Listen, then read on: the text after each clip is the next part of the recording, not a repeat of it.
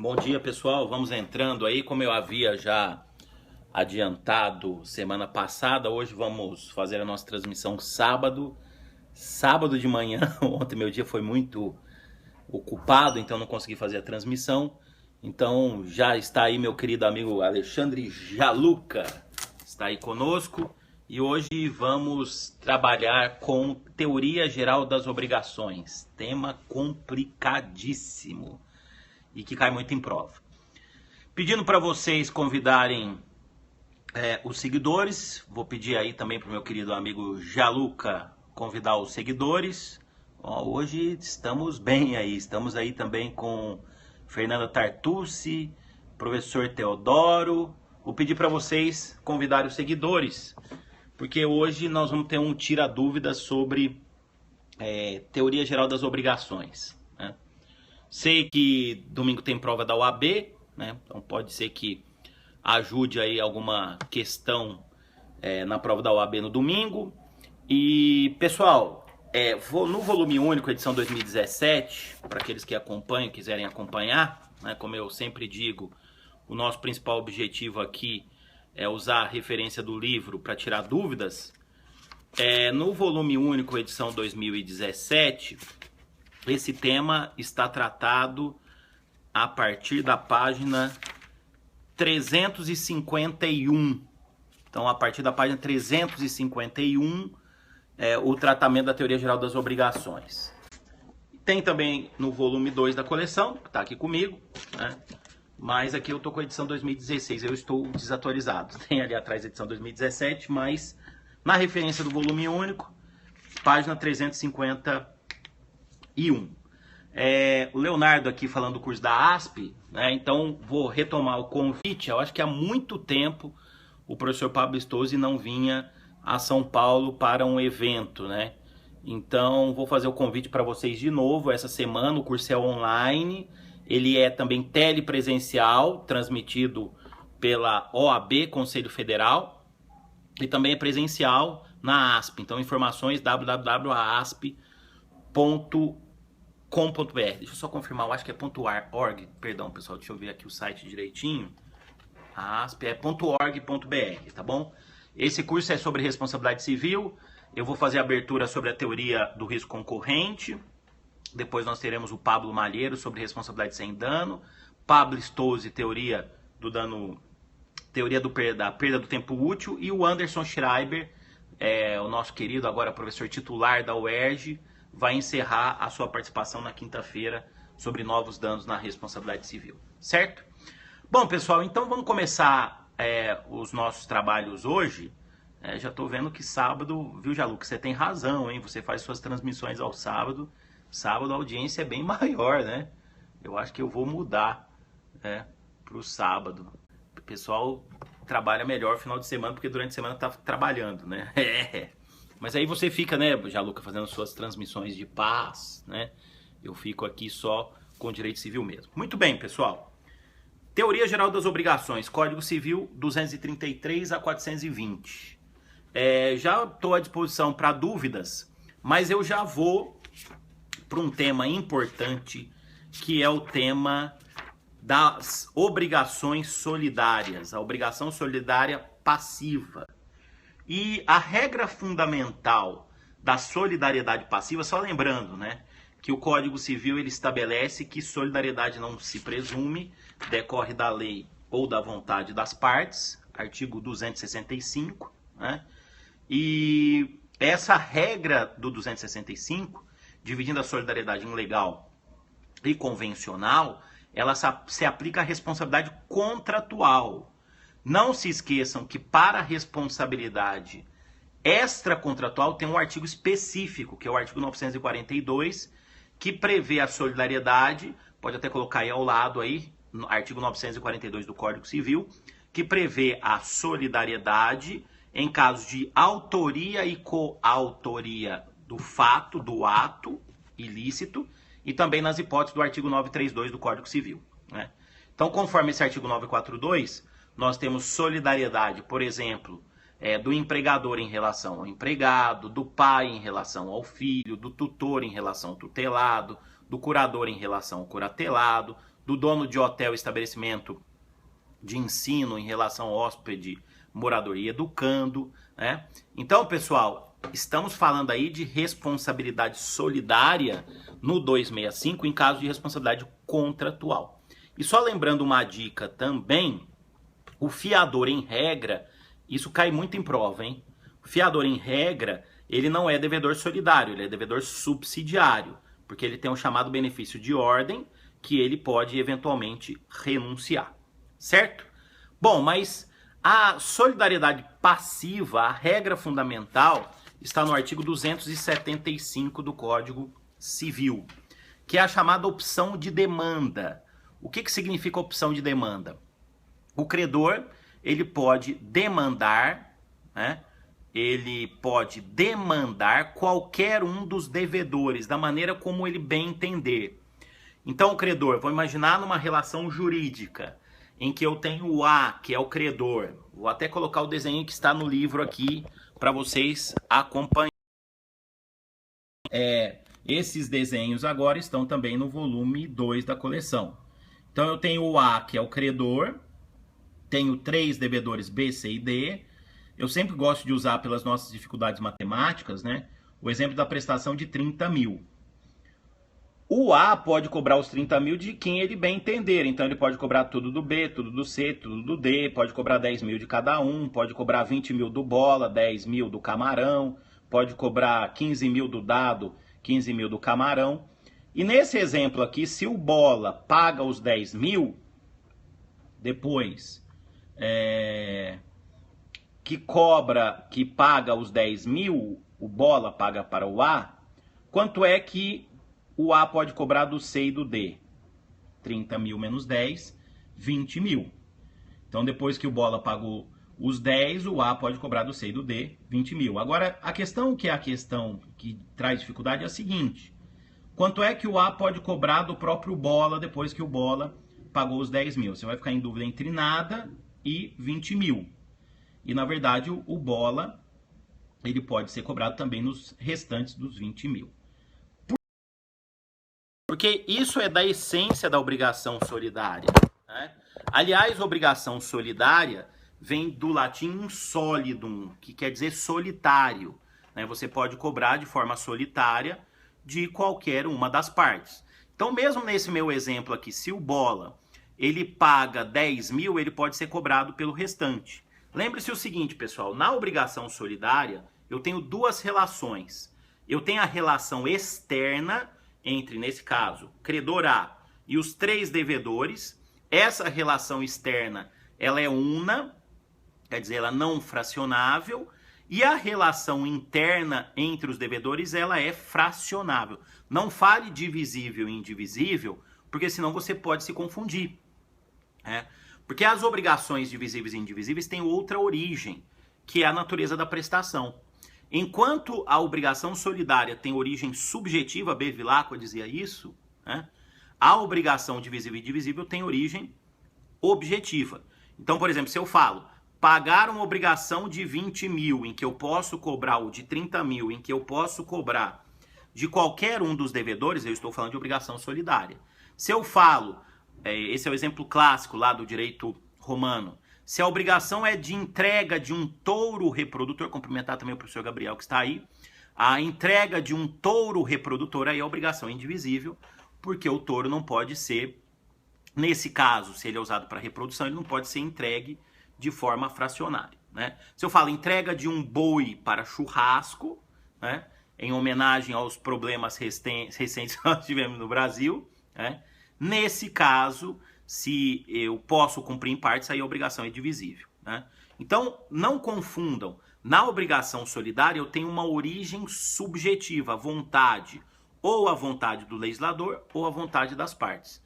Nas obrigações divisíveis e indivisíveis, a origem objetiva é a natureza da prestação, tá? Então, tá aí essa dica para a gente começar aí o debate sobre obrigações solidárias. Estou disponível para dúvidas, artigos 233 a 420. Fiquem à vontade para esclarecer as questões. Plantão de dúvidas do Tartucci nesse sabadão. Aliás, São Paulo hoje está um tempo cinza, cidade cinza, com tempo cinza. Acho que vai abrir o sol daqui a pouco. Né? Muito bem, pessoal. Pagamento parcial de um dos devedores na obrigação solidária, né? É isso que você perguntou. Então, o pagamento parcial eu acabei de esclarecer. O pagamento parcial não significa que essa pessoa está liberada da dívida, né? Na verdade, há um enunciado de Jornada de Direito Civil, que é o enunciado 384, tá aí na página 396 do livro, né? De autoria do Tepedino e do Schreiber, dizendo o seguinte: o pagamento parcial não implica por si só renúncia à solidariedade, a qual deve derivar dos termos expressos da quitação ou de forma inequívoca do recebimento da prestação pelo credor. Né? Bom, vamos falar um pouco sobre renúncia à solidariedade, que esse é um tema interessante aqui também. Né? Tem um esquema aqui na página 401 do livro, que eu vou colocar de novo para você dar uma olhada. Estou no volume único, tá? Então, de novo para você dar uma olhada, que esse é um esquema interessante. Deixa eu ver se eu pego ele aqui.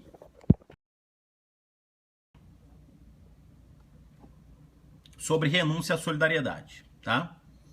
Vou imaginar de novo que eu tenho B, C e D. Prestação de 30 mil. Houve uma renúncia à solidariedade do A em relação ao B.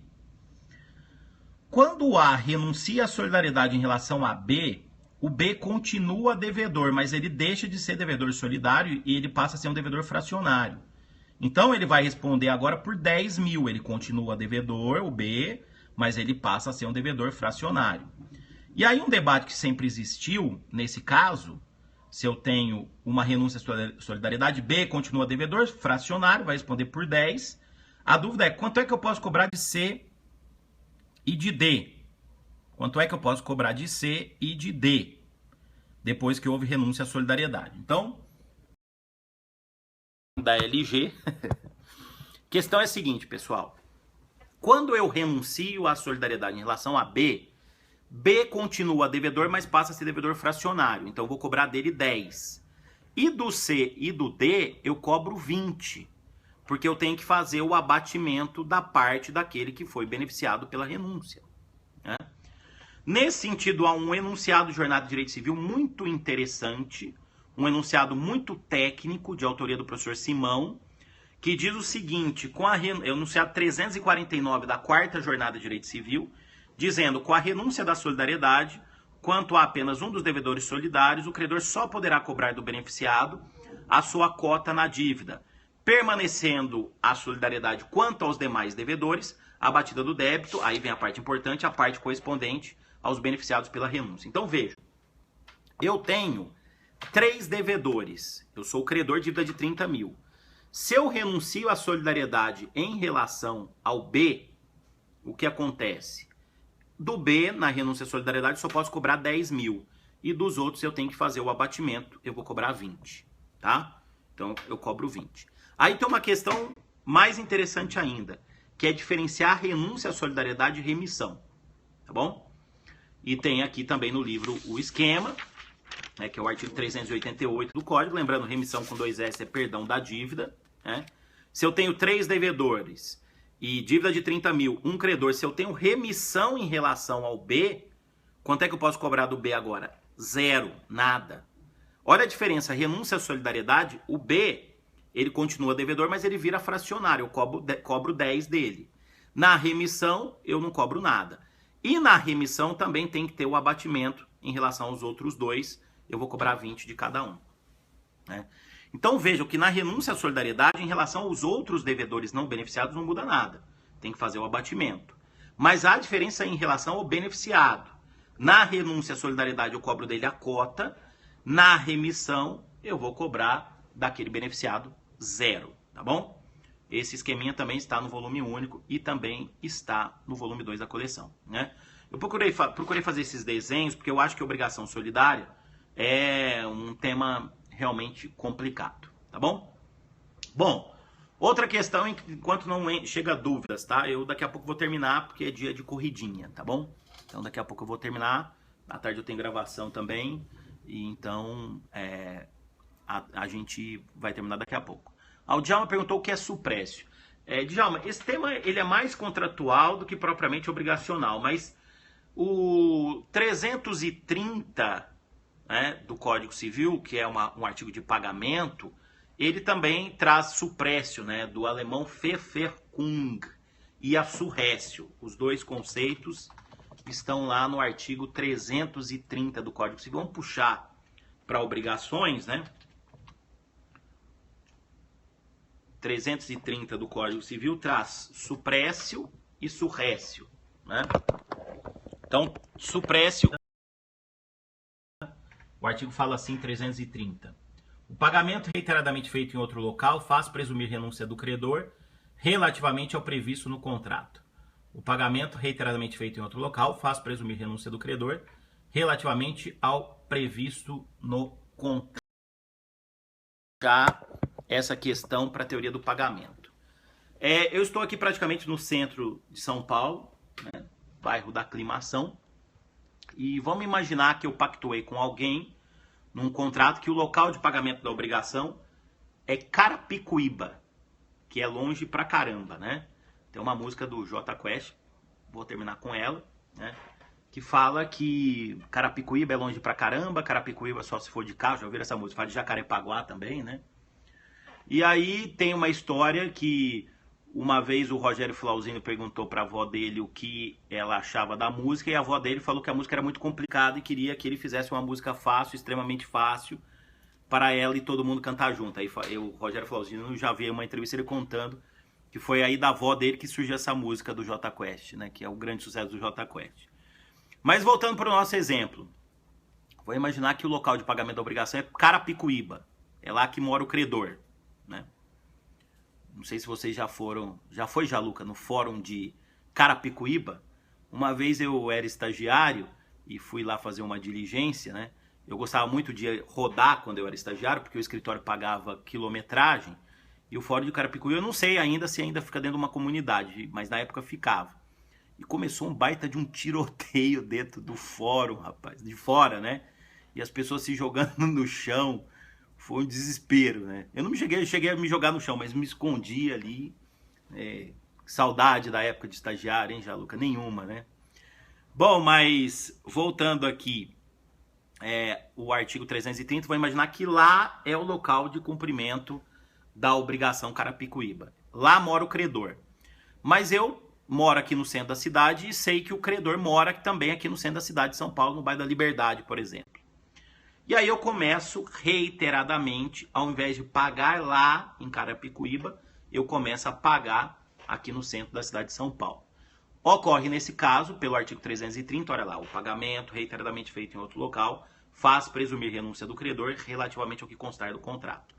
Dependendo de quantas vezes a dívida for paga, muda o local de pagamento.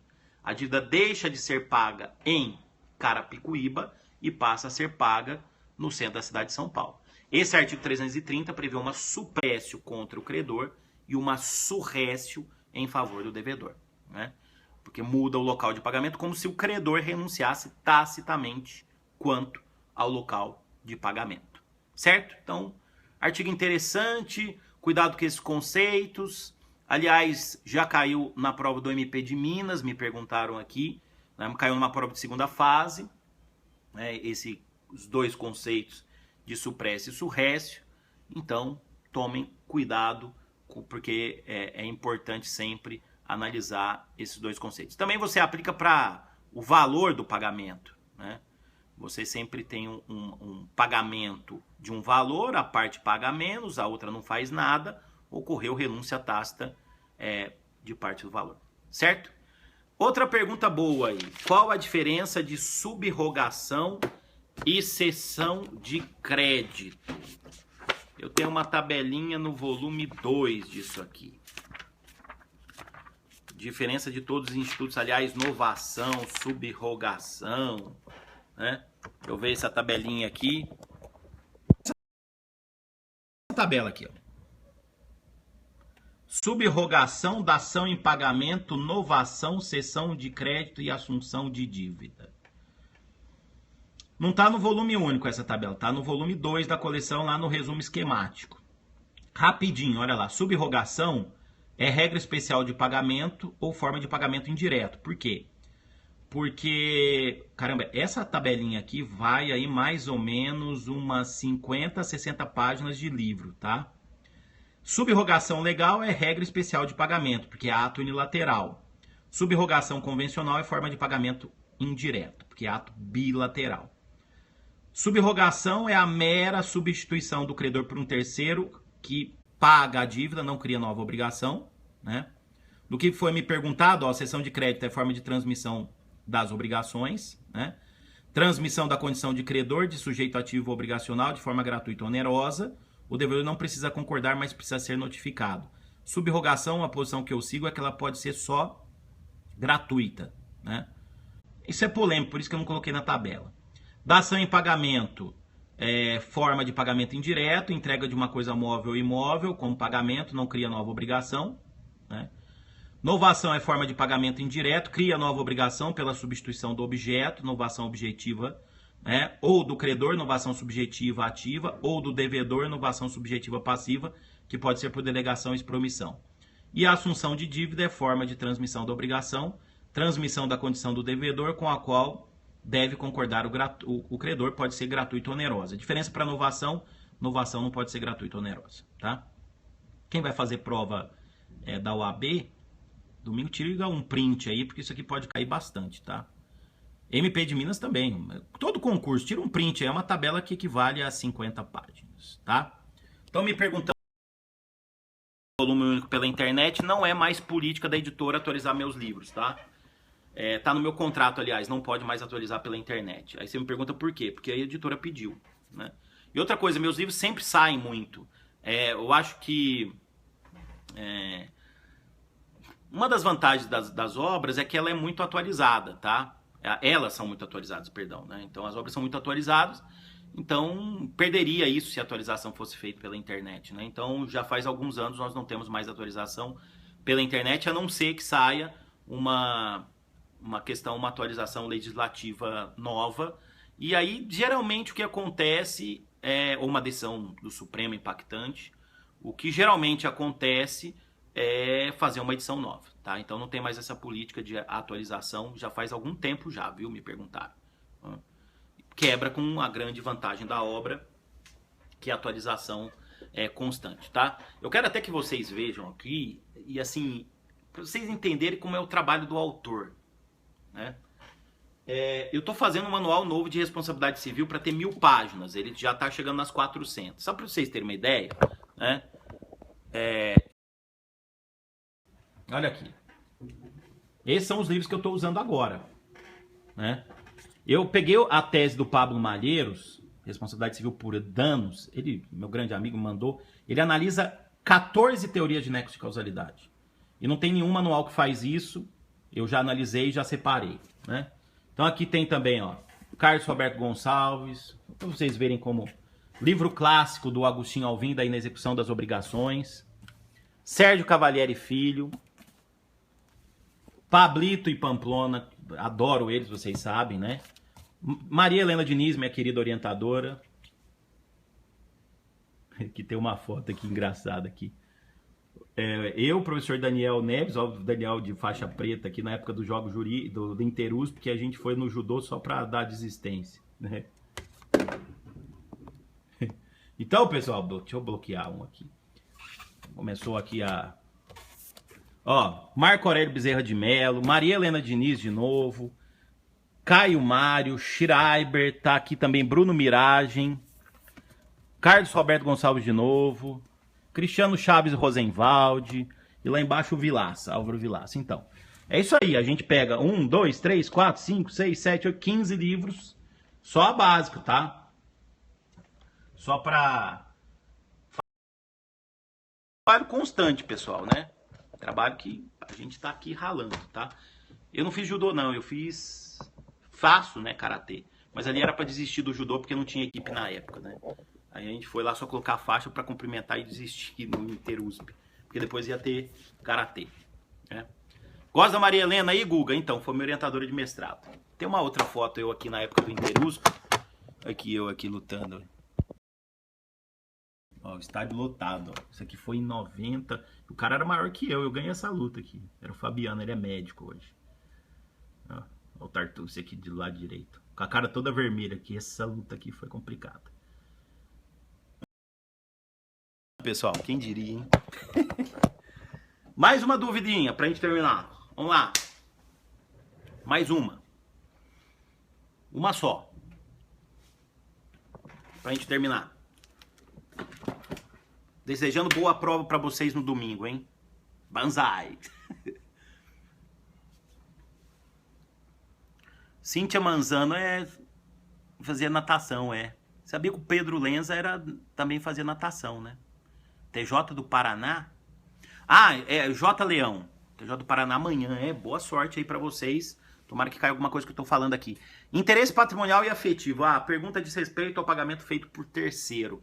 O pagamento feito por terceiro não interessado. Vamos recordar tudo. Já acabei de falar, Adriano, não tem atualização mais do volume único na internet. A editora não faz mais essa política de atualização, tá bom? Não tem mais. Pagamento feito por terceiro interessado. Quando o terceiro interessado paga a dívida, subrogação. Substitui automaticamente o credor. Quando é terceiro não interessado que paga a dívida, em seu próprio nome, não tem direito de subrogação, mas tem direito de reembolso, tá? Então, qual a diferença de subrogação e direito de reembolso? Subrogação é automática e inclui os acessórios. O direito de reembolso não é automático e só diz respeito ao principal da dívida, não engloba os acessórios. E por fim, quando o terceiro não interessado paga a dívida em nome e por conta do devedor, ele faz uma doação, tá? Então, essa interpretação. E aí fica a questão. Quando se fala de terceiro interessado, interesse é patrimonial e não é afetivo. Então, aquele exemplo clássico, o pai que paga a dívida do filho, em regra, ele é terceiro não interessado, né? O fiador que paga a dívida, ele é terceiro interessado. Por que eu falei que o pai que paga a dívida do filho, em regra, é terceiro não interessado? Porque se o pai é responsável pelo filho, conforme artigo 932, inciso 1, aí ele vira terceiro interessado, tá bom? Então, essa é a posição majoritária, ampla da doutrina. Eu não sei, não tenho certeza, né? Mas os irmãos Figueiredo, Luciano e o Robertinho, eu não sei se no livro deles lá da Pódium, no sinopses de concurso, se eles colocam que o pai é terceiro interessado, porque o interesse também é afetivo. Eu não sei se eles estavam pensando em colocar isso no livro, depois eu até vou conferir que eu tenho aqui, se eles colocaram isso. Vou perguntar semana que vem, porque semana que vem estarei com os dois lá na reunião da nossa confraria dos civilistas em João Pessoa, e eu vou perguntar para os dois, né? Vamos ver se eles... Eu sou o coordenador geral da confraria, mas não sei se eu consigo fazer um periscope com essa turma lá, eu acho que não vão deixar. Eu mesmo acho que, não sei se eu vou deixar fazer, né? Mas se der, a gente faz lá um periscope lá de João Pessoa. O que me perguntaram mais aí? Eu acho que... Obrigação propter rem. Obrigação propter rem, adimplemento substancial já falamos em contratos, né? Mas a obrigação propter rem, para a gente terminar, é a obrigação própria da coisa, né? Também chamada de obrigação ambulatória, porque segue a coisa com quem que ela esteja. Exemplos: dívida de condomínio, 1345 do Código Civil, e tributos que recaem sobre o imóvel, tá? Então isso é obrigação propter rem. Doutrina majoritária fala que é uma obrigação real, parte direito pessoal, parte direito real, mas o Bunazar, na dissertação de mestrado dele, ele rejeita isso e fala, é obrigação comum, não tem nada de obrigação real. Mas ainda nos manuais predomina a tese que é a obrigação real, tá bom? Lembre-se, dívida de condomínio. Bom, pessoal, é isso. Eu vou ter que terminar, já vai dar aí 30 minutos. Quero desejar para vocês boas provas, MP de Minas esse final de semana, amanhã, TJ do Paraná, exame da OAB, espero que caia alguma coisa que eu tenha comentado. Transmissão semana que vem, acho que eu vou fazer na quinta-feira, viu, pessoal? Quinta-feira de manhã, porque sexta e sábado estarei em João Pessoa na reunião lá da confraria dos civilistas, né? Bom dia a todos, bons estudos, fiquem com Deus, tá joia? Tem gente aí de onde? Pode mandar ver que a minha transmissão não para. Se travar, vai travar a sua, tá? porque a minha internet aqui é igual a do Pedro Lenza, então não trava. Eu copiei do Pedro Lenza. Rondônia, um abraço. De onde mais? Brasília, Belém, Codó no Maranhão, Cleiton, um abraço. Recife, Pouso Alegre, Cícero de Pouso Alegre, um abraço aí, Pouso Alegre. Se encontrar aí o professor Francisco Kiko da Faculdade Sul de Minas, manda um abraço. Pato Branco, Amapá, Jales, bom final de semana para todos vocês, meus queridos. Alvidazen, só que você escreveu errado. Né? Teixeira de Freitas, Frank Chaves, fique com Deus. Bons estudos para vocês, hein? Força aí na peruca, nas provas que vocês vão fazer. E aproveite que tá tendo muito periscope, tá? Vários. Um abraço, Cleito. Obrigado, viu? Aproveitem. Só uma dica, não vai estudar hoje, tá? Fica só assistindo, né? Periscopes. E daqui a pouco deve entrar o Jaluca, né? Não sei se ele vai falar de direito empresarial, vai falar as coisas espirituais dele. Mas acompanhe no periscope aí que entre hoje e amanhã várias transmissões. Fiquem com Deus, pessoal. Semana que vem, quinta-feira, vamos fazer... Manda um abraço pro Kiko aí, o Cícero Pouso Alegre. Faculdade de Direito Sul de Minas. Né? Então, meus caros, quinta-feira vamos fazer tira dúvidas sobre posse e propriedade. Tá bom? Avisem aos colegas, digam para os seguidores me seguirem aqui. Tchau. Fiquem com Deus. Obrigadão.